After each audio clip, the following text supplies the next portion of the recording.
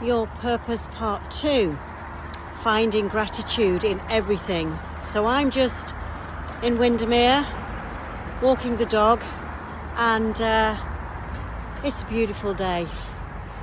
It's not raining, it's not too cold. The trees are just turning the lovely red golden colours.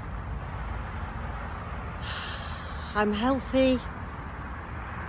I'm satisfied. I'm satisfied where I'm at. I appreciate nature around me. I appreciate living where I live. This is gratitude in motion. You're feeling the feeling of being in the gratitude.